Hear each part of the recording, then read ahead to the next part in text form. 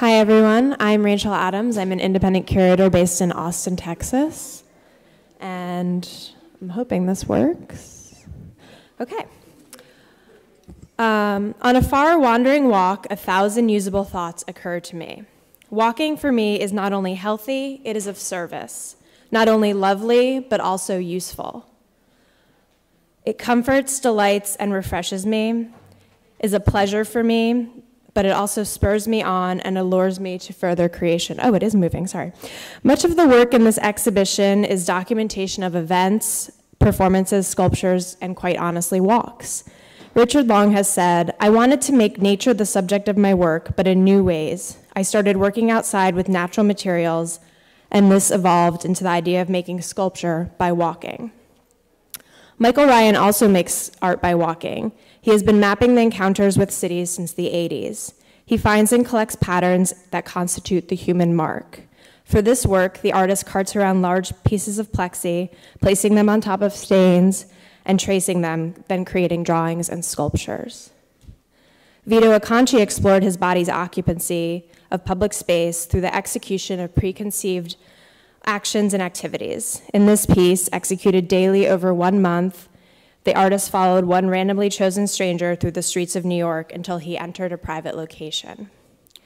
For reenactments, Francis Elise walked into a gun shop in Mexico City, bought a weapon, and visibly carried it through the streets until he was arrested. The next day, somewhat implausibly, he persuaded the police to take part in a reconstruction of the exact same events.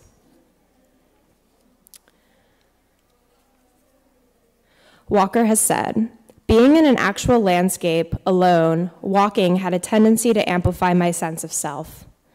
I was able to witness the singularity of my being there, in the world, in a way that was tighter and more acute. This was often accompanied by a genuine feeling of what it is to be alone, and to some extent, what it is to be human." In this comical work, John Baldessari observed where the letters of the word California fell on a geographic map. He then created physical forms that resembled each letter, photographed them, and arranged them again to spell California in a series of photographs on the wall. With contemporary Japanese artist Endo Ichiro, traveling is part of his practice. He drives his van throughout Japan, putting on community events. While he drives, he is conscious to create GPS text on the landscape. This piece spells arigato in English across his home country. In this work, artists followed predetermined paths to torch containers across the field. McCall has said, "I did a number of these sculptural performances in the landscape. They were based on a square grid defined by 36 small fires and usually took place at dusk." We can agree that the idea of leaving the confines of the studio to make work is not a new concept, but the parameters are specified by each artist in this exhibition. In the video installation Skyward, Kevin Cooley utilizes the grid of Los Angeles, evoking the city as an infinitely blue space promising no limits. Greg Steinbeck also drives to make his work. While this series might seem like a close-up of the night sky, a closer look reveals it's actually a constellation of bugs. The images are taken from scans of plexiglass that he attaches to his car as he drives from city to city. So these are one day in his drive. Most journeys are not complete without a trip out to the desert. In this video, William Lamson transforms the mundane into something extraordinary, highlighting the expansive landscape of the Mojave while avidly following a mylar emergency blanket as it skims along the ground, transforming into an animated sculptural object. At one point, we move from land to water. A highly influential work for this exhibition is Bastian Otter's 3-part piece, In Search of the Miraculous. Starting with documentation of a nighttime walk through Los Angeles from the Hollywood Hills to the ocean, it ends in the artist's tragic loss at sea 2 years later. Similar to Otter's preoccupation of the slapstick possibilities of isolation and alienation, Dutch artist Guido van de Verve filmed himself trudging slowly across the ice in front of the Sampo, a 3,500-ton icebreaker off the coast of Finland.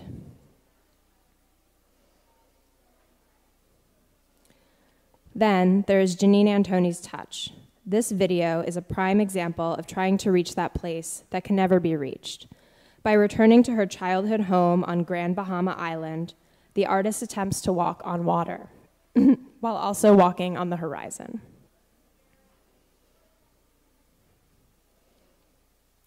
The Tide and Current Taxi is a rowboat water taxi in the New York Harbor operated by artist Marie Lorenz. Each trip is planned to coincide with strong tidal currents in the harbor, all documented with pictures and stories on her website. On my trip in March 2013, we mapped smells along Newtown Creek.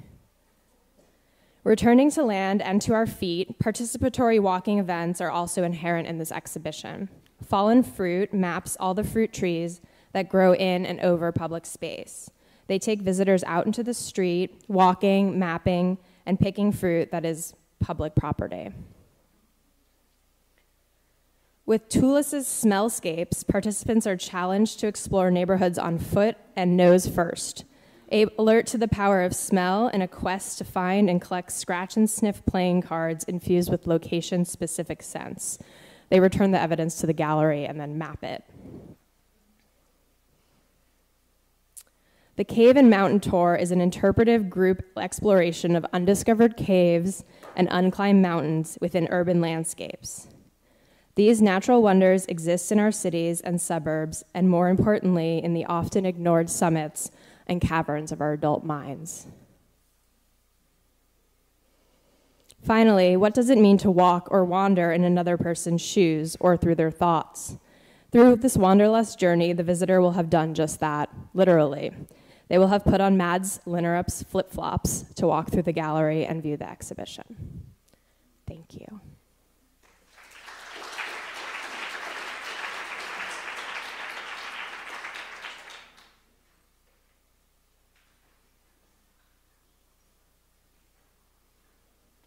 Hello.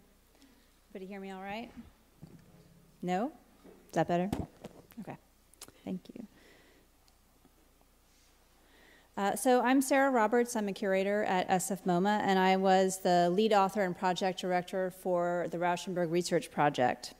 This was one of the publications produced under the auspices of the Getty Foundation's Online Scholarly Catalog Initiative, or OSCI, and it was launched online last July 1st. The Rauschenberg Research Project is the most in-depth research publication that SFMOMA has ever produced on a single artist. It focuses on about 90 works in the permanent collection, all by Rauschenberg, and its print equivalent would have totaled more than 600 pages. It's completely integrated into the collections area of the SFMOMA website. If you haven't seen it, I'd encourage you just to Google the word Rauschenberg. We pop right up, and you can explore the catalog. So, as I mentioned, I was the project director, but I'm here today to talk to you about my other role with the project, a new role, and one which is kind of just beginning to make itself clear to me because it's continually evolving, and that is my role as the long-term guardian and caretaker of the content catalog now that it's live online. So this is the project homepage, and you can see there's sort of a tile for each artwork. And under each artwork, there's in blue letters, there's an index to the materials available for that piece. One distinction of our catalog is that we chose to include a lot of the raw materials of our scholarship, secondary images, primary sources, conservation documentation, video, archival documents, the things that were kind of the foundation materials for our own scholarship and writing. So if you click on one artwork, for example, if you were to click on the untitled glossy black painting in the top row here, you might find something like this, which shows you that this black painting had a prior life as a painting with vibrant pinks, oranges, and reds, and a little bit of text explaining why these images are important and what we learn from them. We really wanted to kind of open our files in a way with this catalog and make our sources available on the web for future scholars. Because at the SFMOMA team, this really was the essence of the challenge issued by the OSCI, to rethink the scholarly collection catalog, to transform it from a closed repository of endgame scholarship frozen in time to a living, growing body of knowledge. After all the pleasure, if you will, the promise of online publishing is that it's expandable. We can include far more than we ever could in a print publication. It's updatable. We can add new artworks, new texts, new images whenever we want to. So I think we all, and all of our colleagues in the OSCI consortium, also realized very quickly on, as these projects were developing, that these same things are also the pressure points and the pains of online scholarly cataloging. So now we're 10 months in after our launch, and we're starting to really live with the catalog online and to manage updates, to make decisions about how to keep it living whole and intact. So I wanted to give you two real-life examples of things that have come up since last July that we have talked ourselves through. With regard to updatability, this is our great Combine collection, 1954-55, and I'm showing you here the medium description as it is published in the catalog. This medium description was the subject of literally hours worth of discussion because it's an incredibly complicated piece, and the field in our collections information database where we house the medium description text was very short. So we had to kind of hone it and hone it and hone it to sort of the essentials to get it to fit in that field, and that field feeds live to the website. So almost everywhere that this piece appears, the caption for it includes the medium description that's coming from our database. In January, we got an upgrade to that database, and suddenly we had a much larger field at our disposal. So the question came up, do we change the medium description? Here's a detail of the work, and it's even cut off on the screen because it's so very, very long, with the incredible variety of materials that are in the artwork. So we had a number of discussions. It was completely doable for us to upgrade this. You type it into the collections database system. It populates all the places on the website. There was a bit of a domino effect because there are a few places where this information isn't live. So we would have to go into things like PDFs and update them manually. And then, of course, we would want to kind of date stamp the change and make people aware who are reading the catalog that this change had been made. So we put that in various places in the catalog entry and in our user guide to let people know. So doable, absolutely, but we ultimately decided not to do it. We had a lot of conversations, but as many of you know, with works this complex, medium descriptions are very mutable. When they're published by other institutions, those institutions have their own stylistic conventions, or the publications have a particular convention that they're using, and so medium descriptions change quite frequently. And we felt ultimately that it was much more important to keep our catalog intact than it was to kind of provide this extensive level of detail. Second real-life example, adding a new work to the catalog. We had the good fortune to be able to acquire this major 1971 piece from the Rauschenberg Foundation in December. And so we did all of our research. We took lots and lots of images. We wrote text, and we dropped it all in. And it turned out to be incredibly simple, actually, to add a new work to the catalog. We have all our workflows in place. We have the technology. We know what we're doing. We can add a new catalog entry. It's not really a big deal. We will likely be adding a batch of new artworks over the summer, a group of photographs, and one of our photography curators will be writing about those. So this is adding a new author. Adding a batch of artworks and a new author opens up all kinds of questions, big and small. Little questions like, how many author names can we fit on our homepage before we start pushing things down the page and it ruins the design of the homepage? Do we add new works into the chronological flow of the artworks on the page, which just literally scroll down? Or do we set them off as kind of an addendum or an addition to the catalog? What's our commitment to new writing? Do we have the capacity in-house to continue the editing and the web publishing processes that are required to support adding things to the catalog? So we knew when we went for this format, that we integrating this into our collections information area on our website, that we would be pushing a lot of these questions and kind of courting having to work through them. And we're finding that the Rauschenberg Research Project really has a second life now. It's acting as an open-ended test bed. It's helping us work through the ongoing data, content, and workflow management issues. And rather than a finished book on a shelf, we've created something more akin to a garden that must be tended. It's a garden that demonstrates for us in very real ways the pleasures and the pain of online publishing. So thank you very much.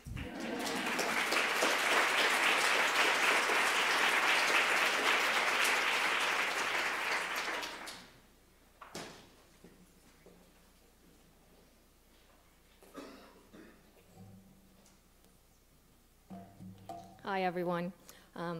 Rather be having a glass of wine, probably all of you would too, but thanks for sticking it out with me, and we'll get started here. I'm Sarah Hall, Director of Curatorial Affairs at the Frick in Pittsburgh, and this is the first slide here to just give you an idea of what the Frick in Pittsburgh is, because many of you probably have not been there. It's a 6-acre campus, and let's see if I can. Our new orientation center is going to be that building right in the center there. The plan was, after we went through strategic planning and then master site planning, which we finished in 2006, the need for the orientation center was very clear to us and defined through that master planning. And it's really intended to knit the experiences at all these diverse buildings with different collections in them together for the visitor. So the first thing we did when we had to create this new orientation center content was to bring together a task force. We had members of visitor services, curatorial, and education. We met monthly, and one of the first things we did, and you probably can't read it, but everybody submitted their own list of goals for the orientation center just to get us talking. Then we started doing some more formal work. We had frontline staff write down the questions that they heard most frequently from visitors. We also did formal surveying. We asked visitors, what do you want to learn more about that's related to our campus? And we also said, how would you like to learn these things? And unfortunately, the surveying was time-consuming and not very helpful since there were no standout answers for us in terms of what visitors were most interested in. And then it was 2008. And everything came to a screeching halt. So this is 6 minutes for more than 6 years for you. So in 2011, we had a reinvigorated board who felt ready to approach the project again, and we hired the architect Schwartz Silver of Boston, who partnered with local firm Loyson Kreuzmeyer in Pittsburgh. Here's a rendering of the interior there for you. We went back to our earlier material and came up with 7 areas, and here is the learning area over on that side. We came up with 7 topic areas from all that earlier research that we felt the orientation center needed to include, and we sent those topics in an RFP to 13 interactive media firms, and we ended up choosing Bell and Whistle of Seattle. And here's a bird's eye view of the learning area on the left, and we have, for those 7 topics, we came up with a variety of visitor choices for experiences. Along the back wall, there's a sort of long dark thing there along the back wall. That's a large touch table, which is intended to offer a collection-based experience that's social in nature. 6 people can stand around that. There's an iPad bar at the left, which is intended for more in-depth individual learning experiences. We also have a book area for traditionalists, and we're going to have a couple of microclimate display cases for artifacts and object-based learning, and there's an interactive map for wayfinding. And there's a little view of the reading area. I'm going to start going fast now. There's the interactive map, just a schematic view of it. Here's an image of what is called the story view interface, which is for the iPads. The stories are arranged on this multi-level timeline, so you can look at the Frick family, you can look at Pittsburgh history, you can look at the US, you can look at international stories. We have a content management system that allows us to add as many stories as we want. We could even solicit visitor feedback and get ideas for stories. We could even have visitors write stories if they give good proposals to us. Since this is pretty labor intensive, we started by auditing our existing content to see what we could repurpose. We also have the entire education and curatorial departments, each writing sort of 4 to 6 stories each. There's a team of us, 2 curators and 2 educators, who go through that material and fact check and just check tone and all of that. And we also have a community advisory panel made up of other members of the museum and academic community in Pittsburgh who review this material for us from the standpoint of art history, educational technology. We even have a car person because we have a car and carriage collection. This is an early design for the collection view touch table. We rejected this because it felt kind of dowdy for our new building. So you'll see what it ended up looking like. But this will draw images and content directly from our collections management system. One thing we changed, pay attention to those categories for grouping objects, which are really boring and traditional, paintings, cars, decorative arts. We changed that. In December, I went to Seattle with our Director of Education, and we did alpha testing of the various technology components. And there's the map in use. And here's what collection view ended up looking like, I think a little fresher and more contemporary looking. And we're really happy that we came up with different categories for grouping objects across departments and buildings and geography on our site. So rather than paintings, decorative arts, cars, sculpture, we have themes like A Night on the Town or Around the World or Vive la France, portraits and personalities. We have 12 categories in all with 10 objects in each category, and we can change those too. It feeds from the database. And it has the pinch and shrink that just like you use on your iPad. You can pass these little virtual cards over to somebody standing next to you. They're really addictive and fun. There's Amanda, our Director of Education, looking at the iPad content during alpha testing. That's what an archival photograph might look like on the iPad. The map, I put too many images of the map in here, sorry. And this is actually a video, but I don't know if there's a way to play it. The cards can slide around, you can get multiple images, you can enlarge them, you can shrink them, and there's about 150 words of text that go with them as well, so you can write text about them as well. And here's where we were on Friday, April 25th. You can see the building rising up behind our fence with our renderings on the fence in front. We are still developing the iPad content. We know we won't finish, really. The goal is to have about 30 stories uploaded for our opening, which will be in July, and then we can continue adding new content as we go along. Thank you, everyone.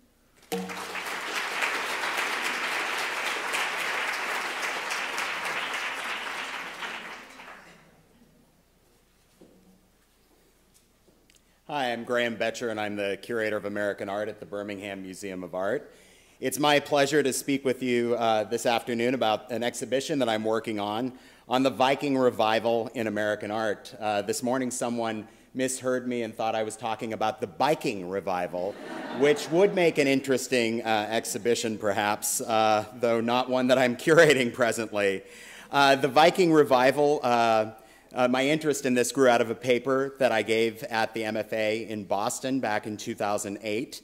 And the Viking revival style is most often and ironically associated with the 1893 World's Columbian Exposition, a celebration of Columbus's discovery of America. And it seems to have been a subversive response to Columbus, asserting the Viking discovery of America in 1000 AD by Leif Erikson. Here I'm showing you easily the most famous manifestation of the Viking style at the Columbian Exposition, Paulding Farnham's gloriously sturdy punch bowl, now in the collection of the Met. As early as the 1830s, some Americans tried to prove Leif Erikson had discovered America, pointing to archaeological evidence such as the 1831 discovery of skeletal remains near Fall River, Massachusetts, immortalized 10 years later by Henry Wadsworth Longfellow in his poem, The Skeleton in Armor. I'm showing you the frontispiece to the 1871 edition, and Dighton Rock, a 400-ton boulder covered with strange inscriptions resembling Norse ruins. And you can see the artist Seth Eastman mugging for a photo atop Dighton Rock. Most frequently touted evidence was Newport, Rhode Island's Old Stone Mill, or the so-called Viking Tower, which some believed had been built by Norsemen. There are still people to this day trying to prove that point. Not surprisingly, because of the Viking Tower being in Newport, it is in Newport where we find the earliest expression of a Viking revival style, and that is in a place called Vinland, a grand cottage, as they like to call them there, which was built by a tobacco heiress with a stained glass window with a Viking ship designed by Edward Burne-Jones, and a beautiful cycle of murals based on the skeleton and armors designed by the English artist Walter Crane. Shortly after Vinland was built, in 1887, a group of Boston Brahmins, believing that Cambridge, or as they like to call it, Norumbega, was the original Viking settlement in North America, they got together and erected a statue of Leif Erikson on Commonwealth Avenue, erstwhile blocking the erection of a statue of Columbus in an equally prominent location.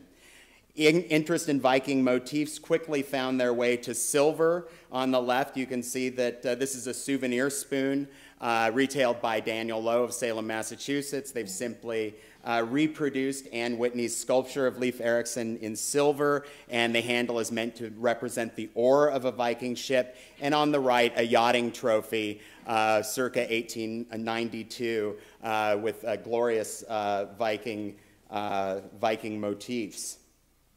And just so you know that it wasn't confined to silver, in the years immediately preceding the Columbian Exposition, Viking motifs could be found in nearly every medium. On the left, Edward Moran's Viking ship, one of 2 Viking subjects that he did. This resides in a museum at Piedmont College in Demarest, Georgia. And on the right, John Rogers' Landing of the Norsemen in the collection of the New York Historical Society. We find a lot of Viking motifs in ceramics.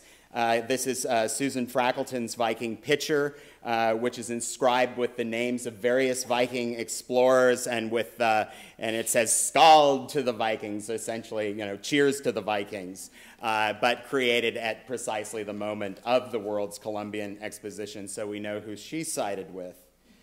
One could say that there was a title fight brewing between Leif Erikson and Columbus to take place at the World's Fair. You've heard of the Thrilla in Manila. I guess this is the KO in Chicago.